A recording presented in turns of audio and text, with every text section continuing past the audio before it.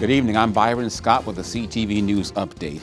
A security guard dies after being shot outside a Temple Hill skating rink. It happened at around 11:30 last night at the DMV All Skate Social on Branch Avenue. The victim has been ID'd as 31-year-old Eugene Smith of Washington, D.C. Smith reportedly was not scheduled to work last night, and police say it's unclear if he was targeted.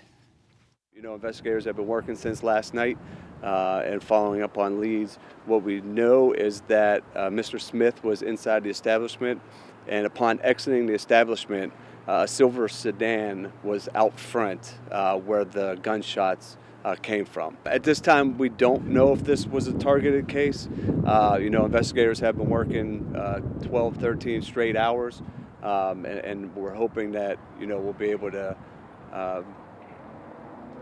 come to some sort of closure for the family shortly. Police say there were no altercations before the shooting. Well, it was 1 year ago today that Russian troops invaded Ukraine, making Europe's biggest land conflict since World War II. Over 10,000 Ukrainian civilians, including children, have been killed. The U.S. has taken in more than 250,000 of the 8 million Ukrainians who have become refugees because of the war. This morning, Secretary of State Antony Blinken spoke at the session of the UN Security Council condemning the conflict. We, the peoples of the United Nations, determined to save succeeding generations from the scourge of war. That's how the UN Charter begins. Fellow members of this council, now is the time to meet that promise. There are so many people in Ukraine who want the same thing as that little girl, Veronica. A world where they can live in peace, in their own country, and keep the people they love safe. We have the power. We have the responsibility to create that world today and for generations to come. We cannot, we will not let one country destroy it.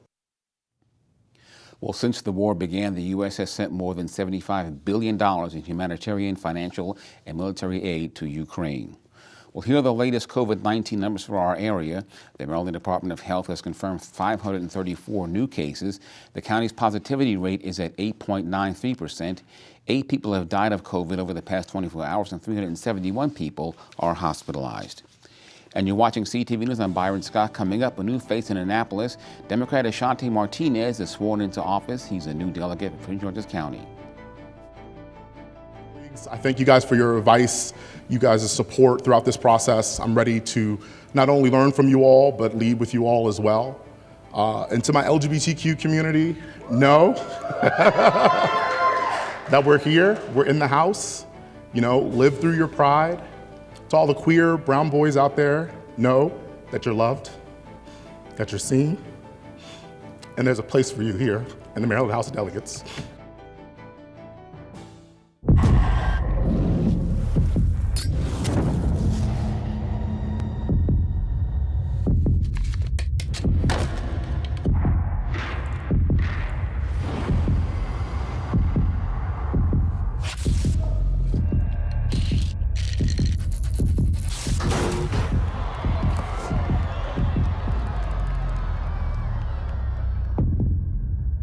Go to operationprevention.com and start the conversation today. Sorry. Welcome back. It was a historic day in Annapolis today as Prince George's gets a new delegate. Ashanti Martinez was sworn in as the newest member of the House of Delegates by Speaker Adrian Jones. Martinez replaces Alonzo Washington, who stepped down from his post to join the Maryland Senate. The 26-year-old says he understands the responsibility he holds of being the first openly gay person in the Prince George's delegation. One of my main goals has always been trying to figure out ways that we can reduce harm that policy creates in communities. You know, for a long time, these bodies haven't reflected people like me that were members. And so working to ensure that we're fighting hard to get Prince George's fair share in state funding, making sure that we're fighting hard to bring equity in all policy is what I'm focused on.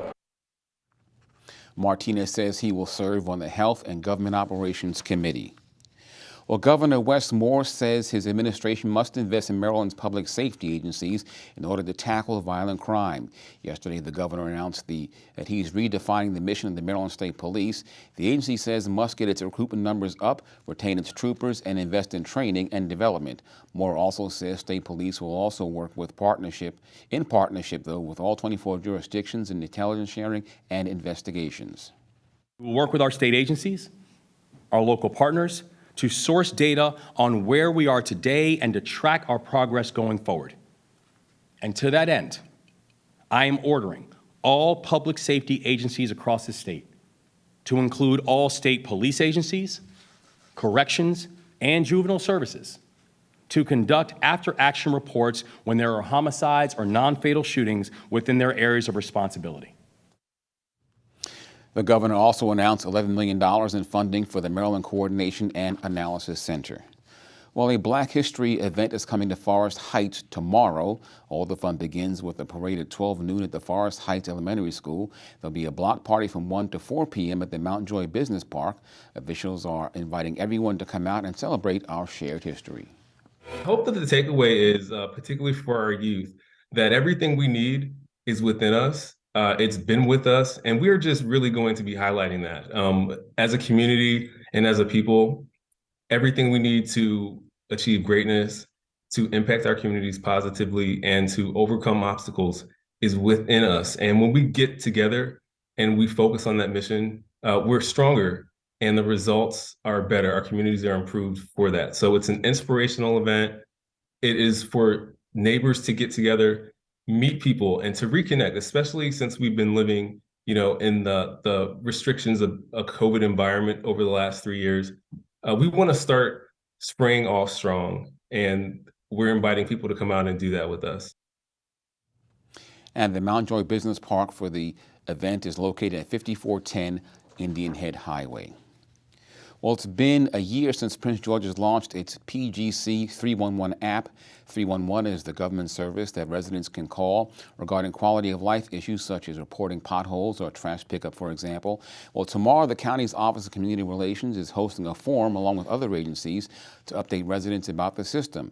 It will include a live demonstration of the PGC 311 mobile application. And so tomorrow we're hosting a forum, and it's a series of forums over the next 6 months where we want to hear feedback from our residents, just to know about the system. How are you using it?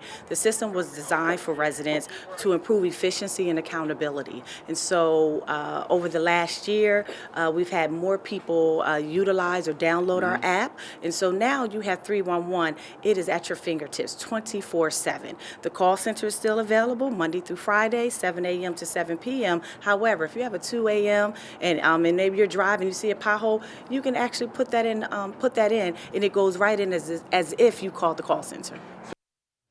Well, the forum is held tomorrow from 12 noon to 1:30 at the Rolling Crest Chillum Community Center at 6120 Sergeant Road in Chillum. Also, to download the app, go to the App Store and put PGC 311 in the search bar.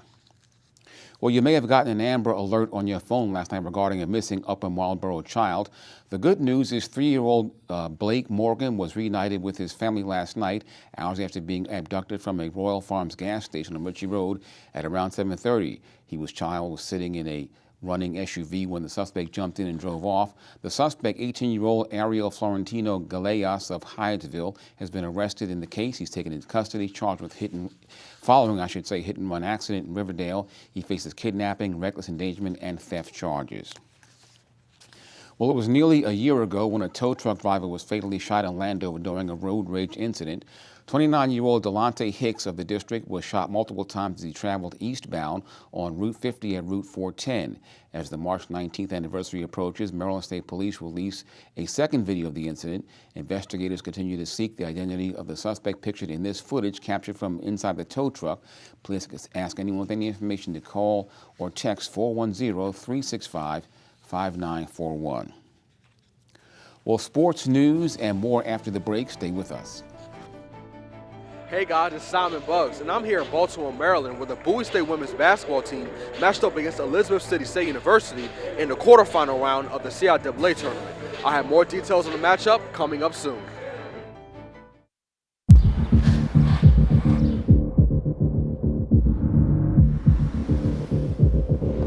Hi. I can tell. Hey. Hey, Mom. I can tell. Tough awkward guy. I can tell. You've been driving high, haven't you? I can tell. And if you didn't know, driving high is a DUI. Welcome back. Prince George's police want to know if you've seen this man. He's wanted for trying to steal $130,000 from a Fort Washington bank located on the 10,000 block of Indian Head Highway. Investigators are seeking the public's help in identifying the man who went to the bank on November 22nd last year. He allegedly used a fraudulent ID to transfer the funds from the victim's account to another account outside the bank. He was unable to withdraw the funds after the second bank after it was determined that the transaction was fraudulent. If you have any information on the suspect's identity, call Crime Solvers at 1-866-411-TIPS. In Montgomery County Police released video of the suspect wanted in connection with a fatal shooting inside a Metro bus last week. 19-year-old Tyzion Elliott was killed last Friday on Lockwood Drive in White Oak. The suspect is about 18 to 20 years old, just under 6 feet tall, with short black hair. He was carrying a white backpack with black trim and wore a black ski mask, black coat with fur on the hood, black jeans, and black shoes. Anyone with information on the suspect is urged to call Montgomery County Police. Well, Montgomery County files a lawsuit against a consulting firm for allegedly fueling the opioid epidemic. Investigators say McKinsey & Company marketed the drugs to public and medical providers. According to the lawsuit, the company proposed and Purdue Pharma implemented Project Turbocharge, which they argue was the blueprint for selling OxyContin in 2013. The suit was filed in the U.S. District Court for the Northern District of California.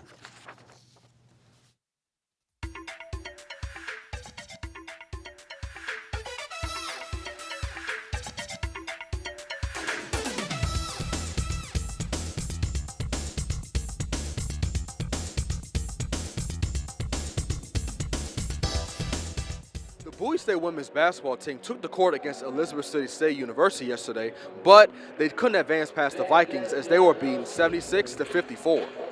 In the game, guard Shanice Lyons did score a team-high 17 points while hitting both of her three-pointers in the process, but she also had 7 turnovers. After the game, Lyons spoke on what she learned from this defeat. Today was disappointing.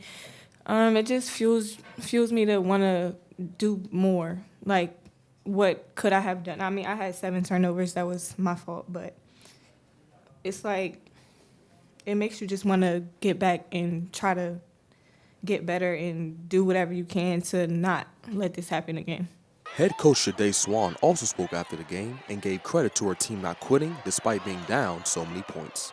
I think one of our strengths is we continued to play throughout the entire game. I think that's something to definitely celebrate, that we didn't quit.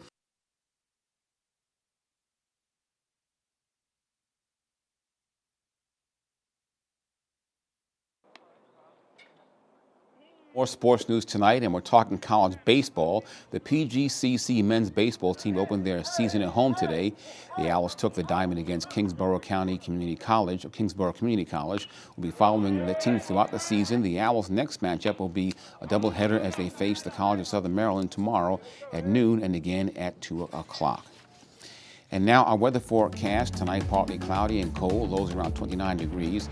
Tomorrow, snow and rain likely with highs near 39 degrees. Sunday, mostly sunny with highs in the 50s. And Monday, a rainy day with highs in the upper 40s. And that's our news for tonight. I'm Byron Scott. Have a great weekend. Good night.